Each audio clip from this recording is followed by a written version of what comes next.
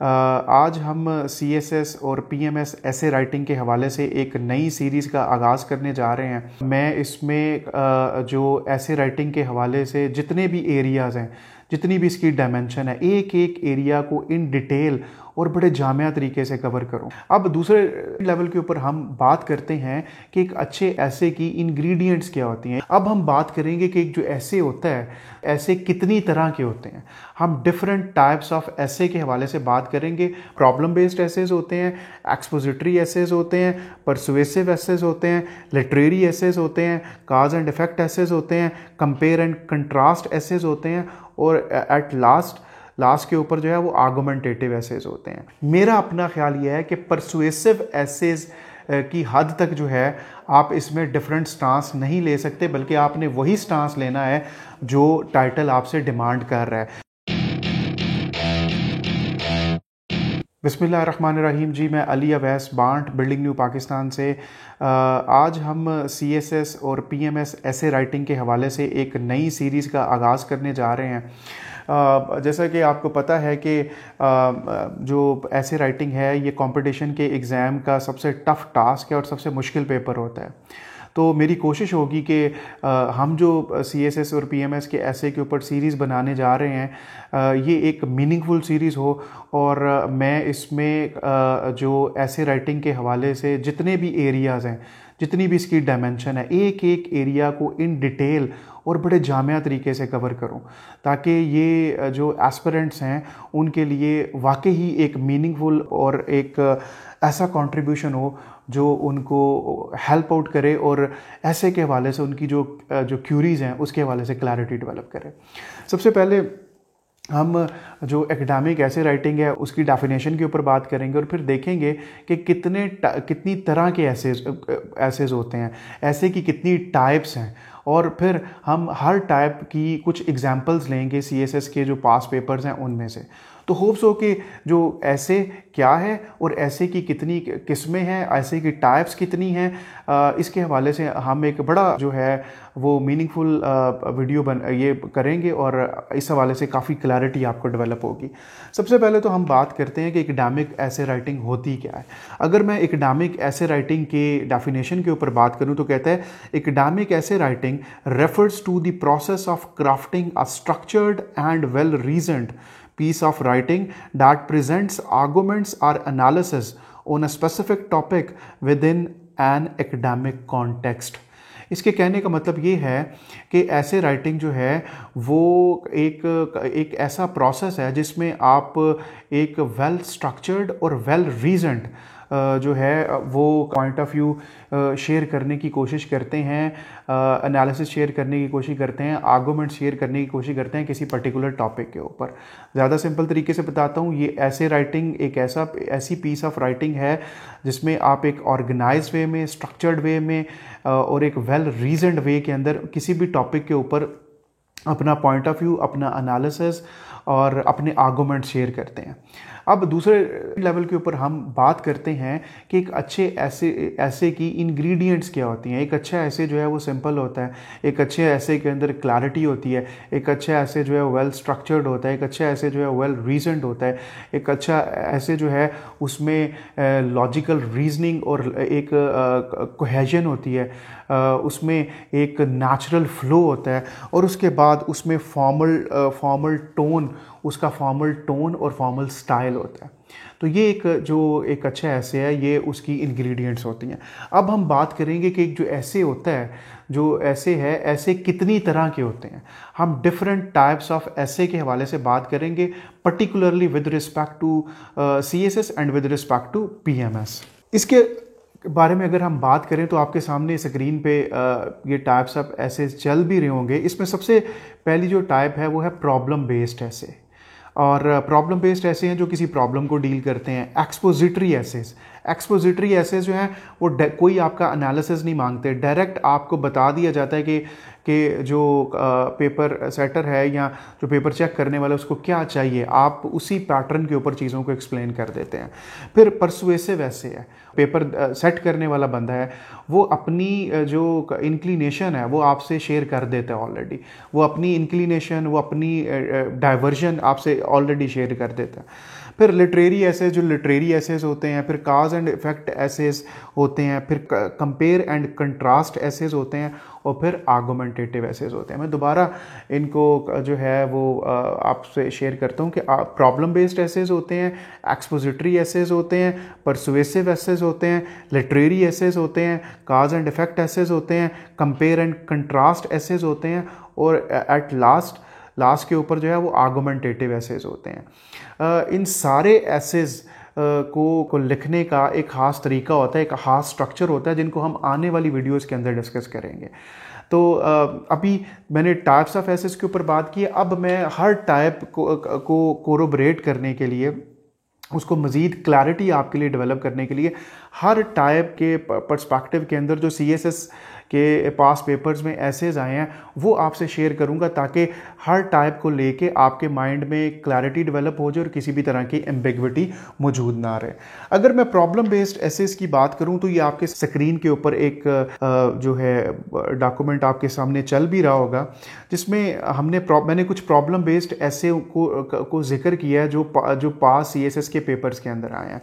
मसलन अगर हम पहला बात करें तो energy crisis in Pakistan, causes and consequences. Problem based ऐसे जो हैं ये किसी भी प्रॉब्लम को डील करते हैं। तो अब देखें, energy crisis in Pakistan, causes and consequences, ये प्रॉब्लम को, एनर्जी की प्रॉब्लम को डील कर रहे हैं।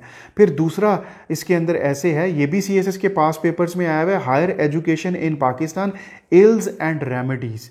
ये हायर एजुकेशन की प्रॉब्लम के बारे में बात कर रहे हैं पाकिस्तान में। फिर कहता है crisis of good governance in Pakistan, need for reforms and institution building. तो ये पाकिस्तान में जो गुड गवर्नेंस का क्राइसिस है, ये उसके बारे में बात कर रहे हैं। फिर चौथे नंबर पे promotion of tax culture in Pakistan, perspective, prospects and challenges. तो ये पाकिस्तान में जो है ये टैक्स के कल्चर के बारे में बात कर रहे हैं, जो टैक्स की रिफॉर्म्स हैं, या जो टैक्स की प्रॉब्लम है, हमारा जो टैक्स टू GDP रेशो है वो बहुत कम है, उसके बारे में बात कर रहे हैं। फिर कहता है the threat of global warming and the ways to counter it. तो ये जो है कि ग्लोबल वार्मिंग क्या है, उसका थ्रेट क्या है और उसको कैसे काउंटर कर सकते हैं, ये ग्लोबल वार्मिंग की प्रॉब्लम को डील कर रहे हैं। तो इस तरह के एसेज जो किसी प्रॉब्लम को डील करते हैं, हम उनको प्रॉब्लम बेस्ड ऐसे कहते हैं। और ये पांचों जो मैंने आपसे एसेज डिस्कस किए हैं, ये CSS के पास पेपर्स में से लिए हैं। अब इसके बाद हम जो डिस्कस करेंगे वो है एक्सपोजिटरी एसेज। एक्सपोजिटरी एसेज वो एसेज होते हैं जिसमें आपने किसी भी तरह का स्टांस नहीं लेना होता, किसी भी तरह का एनालिसिस नहीं करना होता।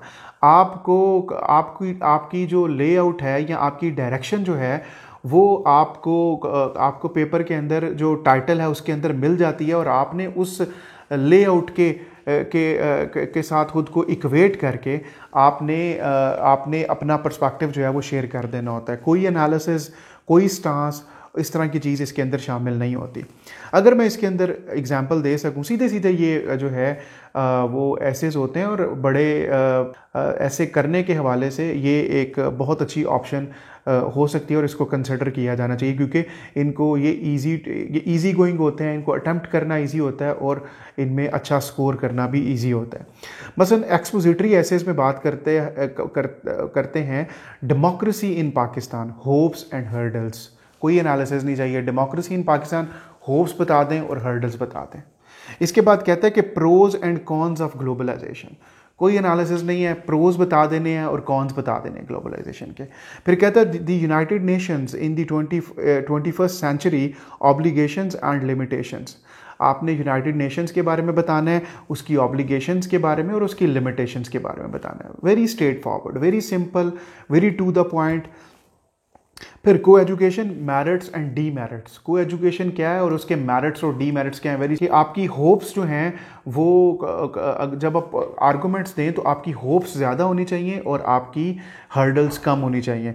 आप ग्लोबलाइजेशन के ऊपर बात कर रहे हैं तो ग्लोबलाइजेशन की प्रोज ज़्यादा होनी चाहिए और ग्लोबलाइजेशन की जो कॉन्स हैं वो कम होनी चाहिए। बहुत ही सीधा सीधा एक जो है वो ऐसे है। इसके अंदर मैं थोड़ा सा ये आपसे शेयर कर दूं कि इसमें जैसे ये इसमें कोई स्ट्रेट फॉरवर्ड है, कोई एनालिसिस नहीं चाहिए, डायरेक्शन पहले से सेट होती है। लेकिन इसमें एक चीज़ का थोड़ा सा ख्याल रखें कि जैसे जो पॉजिटिव चीज़ें हैं, डेमोक्रेसी इन पाकिस्तान है, तो इसमें अगर आप पॉजिटिव रहेंगे तो ज़्यादा बेहतर होगा, कि आपकी होप्स जो हैं वो जब आप आर्गूमेंट्स दें तो आपकी होप्स ज़्यादा होनी चाहिए और आपकी हर्डल्स कम होनी चाहिए। आप ग्लोबलाइजेशन के ऊपर बात कर रहे हैं तो ग्लोबलाइजेशन की प्रोज ज़्यादा होनी चाहिए और ग्लोबलाइजेशन की जो कॉन्स हैं वो कम होनी चाहिए।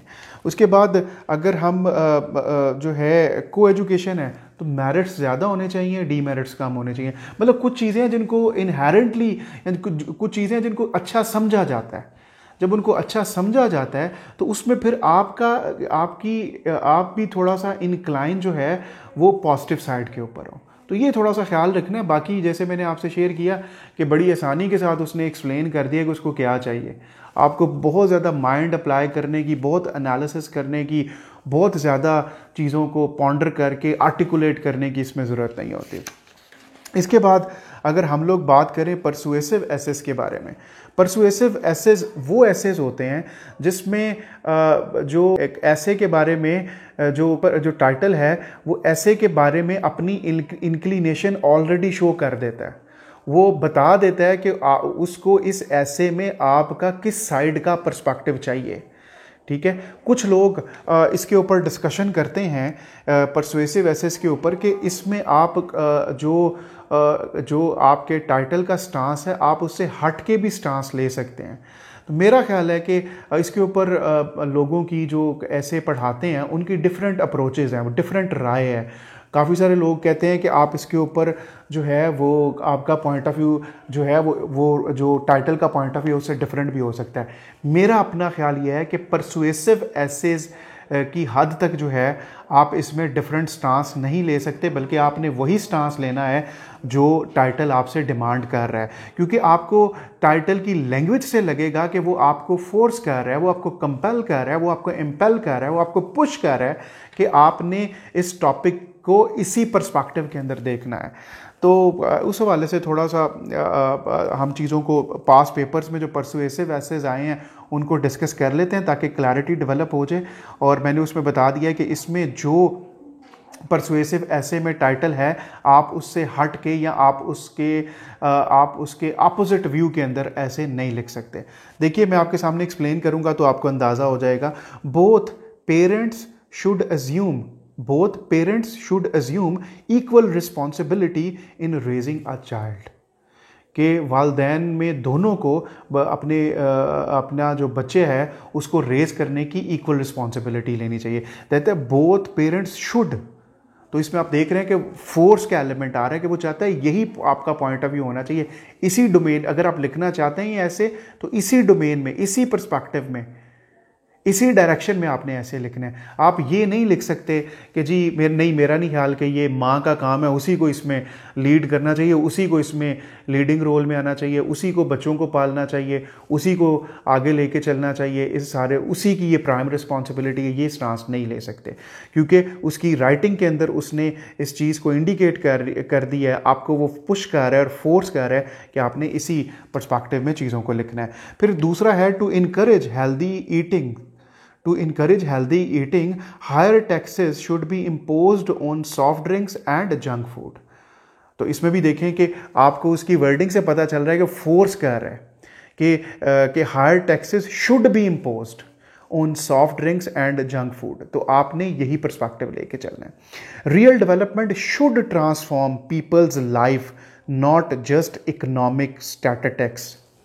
वो ये कहता है कि यहाँ पे भी देखें, वो कहता है कि रियल डेवलपमेंट जो है उसको लोगों की रियल लाइफ के अंदर चेंज लेके आना चाहिए, ना कि वो एक इकोनॉमिक स्टैटिस्टिक्स के गिमिक्स हों और आप बस वो गिमिक्स कर रहे हैं। तो जैसे वो कह रहे हैं real development should transform people's life, तो आपने इसी एंगल में लिखना है। फिर कहता है free speech should have limitations. फिर यहाँ पे शुड हैव लिमिटेशंस। तो मैं दोबारा बताऊंगा, काफ़ी सारे टीचर यहाँ पे इस कहते हैं कि जी आप एक अपोजिट स्टांस भी ले सकते हैं, आप एक ऐसी बात भी कर सकते हैं जो आपका जो गिवन टॉपिक है परसुएसिव एसेस में उससे अपोजिट हो, उससे पैराडॉक्सिकल हो। उससे कन्वर्स हो, मुझे लगता है कि ये बिल्कुल ही गलत अप्रोच होगी इस हवाले से। Free speech should have limitations, आपने इसी जैसे वो शुड हैव लिमिटेशन, ज़रूर इसकी कुछ लिमिटेशंस होनी चाहिए। अगर आप कहते हैं कि अगर आप यहाँ पे स्टांस ले लेते हैं कि फ्री स्पीच की कोई लिमिटेशंस नहीं होनी चाहिए, तो आपने गलत ऐसे अटैम्प्ट किया है। फिर कहता है in the fight against terrorism and corruption it is imperative not to compromise human rights and civil liberties.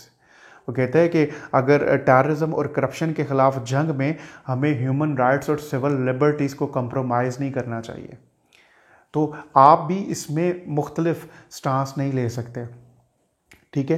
तो ये मेरा ख्याल है कि 3-4 दफ़ा ये ऐसे जो है वो CSS के अंदर आ चुका है। इसमें एक चीज़ और मैं आपको बता दूं कि इन एसेस को बिटवीन द लाइन अंडरस्टैंड करना भी बड़ा ज़रूरी होता है। अगर बिटवीन द लाइन इस ऐसे को देखें तो जब ये ऐसे आया है तो बिटवीन द लाइन देखेंगे तो आपको पता चलेगा कि ये पाकिस्तान में जो मिलिट्री कोर्ट्स बनी थी, ये मिलिट्री कोर्ट्स को डील कर रहा है, ठीक है। और मिलिट्री कोर्स जो थी वो बेसिक स्ट्रक्चर थ्योरी की बेस के ऊपर बनी थी, जो जिनमें कुछ फैसले इंडिया में और कुछ एक दो गिने चुने फैसले इंडिया में और गिने चुने फैसले बांग्लादेश के अंदर हुए थे, और उनको भी पूरी दुनिया में उन फैसलों को एज ए प्रेसिडेंट यूज़ नहीं किया जाता, और इंडिया और बांग्लादेश में भी अब आप उन फैसलों को एज ए प्रेसिडेंट यूज़ नहीं कर सकते। तो ये एक काफ़ी कंट्रोवर्शियल फैसला था। तो अगर आप बिटवीन द लाइन पढ़ेंगे तो आपको पता चलेगा कि ये इस वजह से आया है। तो जिस वजह से आया उस वजह को अपने ऐसे के अंदर टच करना बड़ा ज़रूरी है अगर आप उसमें अच्छे मार्क्स लेना चाहते हैं और अगर आप उसमें पास होना चाहते हैं। उसके बाद जो है वो हम बात करेंगे लिटरेरी एसेस के ऊपर। लिटरेरी एसेस जो हैं मैं नॉर्मली रिकमेंड नहीं करता इसमें। एक तो इसलिए नहीं रिकमेंड करता कि सब्जेक्टिविटी का एलिमेंट होता है इसके अंदर, दूसरा ये है कि इन एसेस का एक कॉन्टेक्स्ट होता है, और तीसरा ये होता है कि इन एसे के ऊपर सफिशेंट मटेरियल लिखना सम टाइम काफ़ी मुश्किल हो जाता है। लिटरेरी एसेस में कुछ एसेस की अगर बात करूँ, फ्राइलिटी दाई नेम इज़ विमेन, तो अब ये आपको पता है कि जो शेक्सपियर का ड्रामा था हैमलेट, ये उसमें से लिया गया है, फ्राइलिटी दाई नेम इज़ विमेन। तो अगर आपको इस ड्रामे का नहीं पता, इसके कॉन्टेक्स्ट का नहीं पता, इसमें सब्जेक्टिविटी के एलिमेंट्स हैं काफ़ी सारे, फिर उसके ऊपर ड्यू क्वांटिटी के अंदर जो है वो लिखना थोड़ा सा मुश्किल हो जाता है। फिर दूसरा लिटरेरी ऐसे, literature is a lonely planet of idealist. फिर तीसरा है some time we do not see what we see. फिर चौथा है beware the barrenness of a busy life. फिर कहता है आर्ट ऑफ पीस। तो ये सारे जो थे ये लिटरेरी एसेस थे। इसमें मैं यहाँ पे आपकी जो है वो एक गलती यहाँ पे क्लियर करना चाहता हूँ। कुछ बच्चे जो हैं वो एक एक्सपोजिटरी ऐसे को या एक आर्गुमेंटेटिव ऐसे को और लिटरेरी ऐसे को आपस में सम टाइम कन्फ्यूज़ कर जाते हैं, और उसकी वजह ये होती है कि वो फ्रेज़ देखते हैं या जो टाइटल होता है उसमें एक लिटरेरी थोड़ा सा टच देखते हैं और कहते हैं कि लिटरेरी ऐसे। ज़रूरी नहीं कि अगर कोई फ्रेज़ आई है, कोई ईडियम आया है, कोई इस तरह की कोई मैगज़ीम आया है, तो वो ज़रूरी नहीं कि वो कोई लिटरेरी ऐसे ही हो। पसंद कहता है बॉयज़ विल बी बॉयज़। अब ये आपको पता है कि ये इसका मतलब ये है, इस फ्रेज़ का मतलब ये है, या इस बॉयज़ विल बी बॉयज़ के टाइटल की कॉनोटेशन ये है कि बहुत सारे ऐसे डिस्ट्रक्टिव और डिसरप्टिव बिहेवियर्स हैं मर्दों के, जिनको जस्टिफाई किया जाता है सिर्फ मर्दानगी की बेस के ऊपर, जिसको जेंडर की बेस के ऊपर। एक मर्द है वो एग्रेसिव होता ही है, एक मर्द है वो तो गुस्सा करता ही है, एक मर्द है वो यल तो करता ही है। मतलब इस तरह की बहुत सारी उसके डिस्ट्रक्टिव और डिस्ट्रप्टिव बिहेवियर्स हैं जिनको सिर्फ उसकी पैट्रियार्की की बेस के ऊपर जस्टिफाई किया जाता है। तो ये जो ऐसे है ये लिटरेरी ऐसे नहीं है, ठीक है। तो प्लीज़ सिर्फ इस वजह से कि आपको टाइटल के अंदर थोड़ा सा लिटरेरी टच नज़र आ रहा है, आप उसकी बेस के ऊपर झट से ये फैसला ना कर लीजिएगा कि ये लिटरेरी एसेस है। इसके बाद हम लोग बात करते हैं cause and effect based essays. Cause and effect based essays में क्या होता है कि इसमें जो है दो चीज़ों के दरमियान या दो से ज़्यादा चीज़ों के दरमियान काज और इफ़ेक्ट बेस्ड जो रिलेशनशिप है वो दिखाया जाता है, वो शो किया जाता है, और आपने भी उसी पैटर्न के ऊपर आपने अपने ऐसे को अटेम्प्ट करना होता है। मसलन मैं अगर बात करूं water crisis and national unity, मतलब वाटर क्राइसिस का नेशनल यूनिटी के ऊपर क्या इम्पैक्ट पड़ेगा या क्या इफेक्ट पड़ेगा। फिर कहता है human development and economic sustainability, कि ह्यूमन डेवलपमेंट का इकोनॉमिक सस्टेनेबिलिटी के अंदर क्या रोल है, इन दोनों का आपस में रिलेशन क्या है, ये कैसे इंटीग्रेटेड है। The creation of new provinces in Pakistan implications for an integrated country, कि जो नए प्रोविंसेस बनेंगे इनका पाकिस्तान की इंटीग्रेशन के ऊपर, नेशनल यूनिटी के ऊपर क्या असर पड़ेगा। तो ये कॉज एंड इफेक्ट है। फिर है digital democracy, social media and political participation. Digital democracy, social media and political participation. Digital democracy जो है ये बेसिकली दो चीज़ों को डील करता है, एक तो ये गवर्नेंस को डील करता है और दूसरा ये पॉलिटिकल प्रोसेस को डील करता है। यहाँ पे वो ये बता रहा है social media and political participation, कि यहाँ पे वो गवर्नेंस को डील नहीं कर रहा कि लेट से आप अपने इदारों को डिजिटलाइज कर दें तो गवर्नेंस बेहतर होगी उससे, ये उसको डील, इस तरह की चीज़ों को डील नहीं कर रहा कि सोशल मीडिया की वजह से जो पॉलिटिकल एक्टिविज्म हुआ है, जो पॉलिटिकल पार्टिसिपेशन हुई है, या और इस तरह की जो चीज़ें हुई हैं, ये उसके ऊपर बात कर रहा है। तो ये भी बात कर रहा है कि सोशल मीडिया का जो है वो पॉलिटिकल पार्टिसिपेशन के ऊपर क्या इफेक्ट पड़ा है, क्या इम्पैक्ट पड़ा है, क्या असर पड़ा है। तो इस चीज़ को बात कर रहा है, इसको कहते हैं cause and effect based essays. इसके बाद हम जो छठी टाइप है एसेस की, उसके ऊपर बात करेंगे compare and contrast essays. Compare and contrast essays की हम बात करें तो इसमें दो चीज़ों को आपस में कंपेयर किया जाता है, दो चीज़ों को जो है उनको आपस में उनका कंपैरिजन किया जाता है और देखा जाता है कौन सी चीज़ बेहतर है और इस तरह से। मसलन सीएसएस के पास पेपर्स में ही कुछ एसेस आए हैं, country life is better than city life, country life is better than city life. दूसरा है इस्लाम वर्सेस द वेस्ट, इधर इस्लाम और वेस्ट इन दोनों का आपस में कंपैरिजन किया जाता है। तो ये कंपेयर एंड कंट्रास्ट एसेस होते हैं। इसके बाद आर्गुमेंटेटिव एसेस में आते हैं। आर्गुमेंटेटिव एसेस वो एसेस होते हैं जिसमें किसी टॉपिक के बारे में या किसी आइडिया के बारे में मोर देन वन व्यू पाए जाते हैं। मतलब वो एक कॉन्ट्रोवर्शियल एक चीज़ है, जिस चीज़ के बाद एक कॉन्ट्रोवर्शियल सब्जेक्ट है जिसके बारे में दो मुख्तलिफ तरह के या तीन मुख्तलिफ तरह के या चार मुख्तलिफ तरह के जो है वो पॉइंट ऑफ व्यू पाए जाते हैं। तो और इसको पेपर में अटैम्प्ट करने का भी तरीका टोटली डिफरेंट है, इस ऐसे को लिखने का इसका स्ट्रक्चर, ये सारी चीज़ें डिफरेंट हैं। तो आर्गुमेंटेटिव ऐसे किसी कंटेंचुअस इशू को डील करते हैं जिसके बारे में एक से ज़्यादा व्यू पॉइंट पाए जाते हैं। अब मैं कोई एग्जांपल्स आपको देख सकूं। एक है great Nations win without fighting, ठीक है। ये भी है कि ग्रेट नेशन जो होती हैं वो लड़ने के बगैर जीतती हैं, ठीक है। तो अब ये इस तरह के जो एसेज होते हैं, इस तरह के एसेज के अंदर आपके पास कंप्लीट चॉइस होती है कि आप कोई भी स्टांस ले सकते हैं। आप सपोर्टिव स्टांस भी ले सकते हैं, आप जो टाइटल दिया गया उससे एंटी स्टांस भी ले सकते हैं, ठीक है। Great Nations win without fighting, आप इसमें आप ये आर्गुमेंटेटिव ऐसे कहता है कि ग्रेट नेशन जो है वो लड़े बगैर जीतती हैं। आप इसे एग्री कर सकते हैं, आप इसे डिसएग्री कर सकते हैं, लेकिन परसुएसिव में नहीं कर सकते। मैंने देखा है कि काफ़ी सारे लोग जो है वो परसुएसिव और आर्गुमेंटेटिव एसेस को आपस में कंफ्यूज करते हैं। फिर कहता है ग्लोबल वार्मिंग फैक्ट और फिक्शन। ग्लोबल वार्मिंग ये फैक्ट है या फिक्शन है, ठीक है। तो ये भी इसके बारे में भी दो पॉइंट ऑफ व्यू पाए जाते हैं कि ये फैक्ट है, वो कहते हैं कि नहीं ये फिक्शन है। आपको पता है ट्रंप भी इसको एक तरह की फिक्शन ही कंसिडर करता है। फिर कहता है are modern wars not holy wars, कहता है कि क्या मॉडर्न वार होली वार नहीं है। तो इसके ऊपर भी आप स्टांस ये सेम स्टांस भी ले सकते हैं और इसका अपोजिट स्टांस भी ले सकते हैं। फिर कहता है जेंडर इक्वालिटी या पॉपुलर स्लोगन, ये भी एक कंटेंचुअस और कंट्रोवर्शियल ये टॉपिक है। कुछ लोग कहते हैं कि पॉपुलर स्लोगन है जेंडर इक्वालिटी, कुछ कहते हैं कि पॉपुलर स्लोगन नहीं है। It is up to you, आप कौन सी साइड के साथ जाना चाहते हैं, you are free to go with that side. फिर कहते हैं expanding information technology a blessing or a curse, कि वो कहता है कि जो इंफॉर्मेशन टेक्नोलॉजी है ये ब्लेसिंग है या कर्स है। इसके ऊपर भी जो ऐसे राइटिंग के मेंटोर्स हैं उनके दरमियान डिफरेंस ऑफ ओपिनियन पाया जाता है। जैसे मोहित जसरा साहब हैं और बाकी लोग हैं, वो कहते हैं कि नहीं जी आपने कोई एक ही साइड लेनी है, या आपने कहना है ब्लेसिंग है या आपने कहना है कि ये कर्स है। मैं हम्बली इस चीज़ से डिसएग्री करता हूँ कि आप जो है वो एक मॉडरेट स्टांस नहीं ले सकते, क्योंकि इंफॉर्मेशन टेक्नोलॉजी के फ़ायदे भी हैं, नुकसान भी हैं।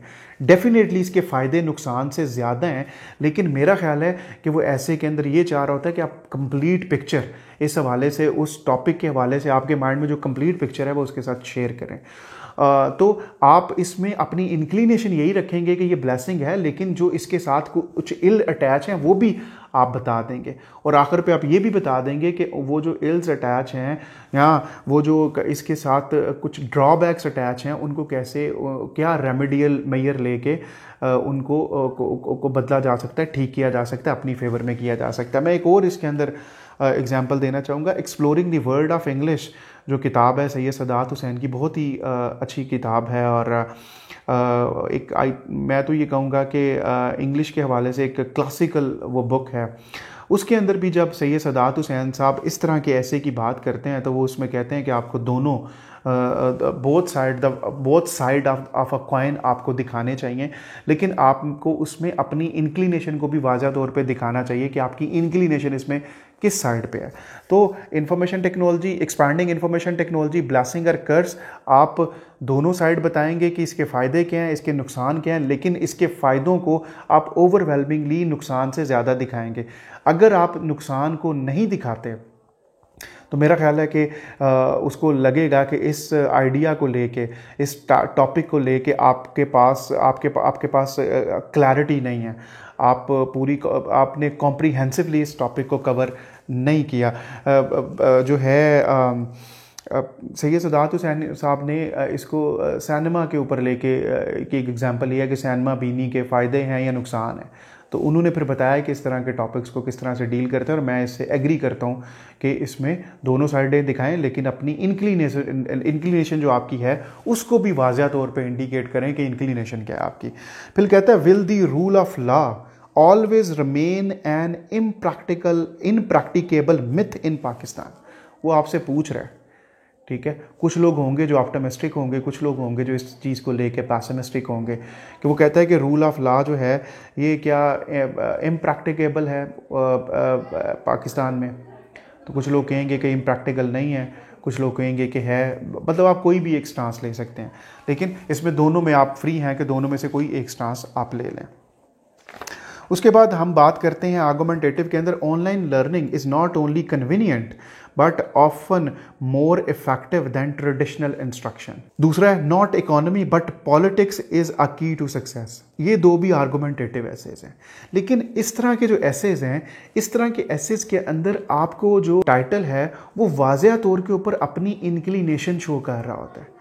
तो मैं ये कहूँगा कि जैसे वो कहता है कि आप देखें कि उसकी जो लैंग्वेज है वो किस तरह की, online learning is not only convenient but often more effective than traditional instruction.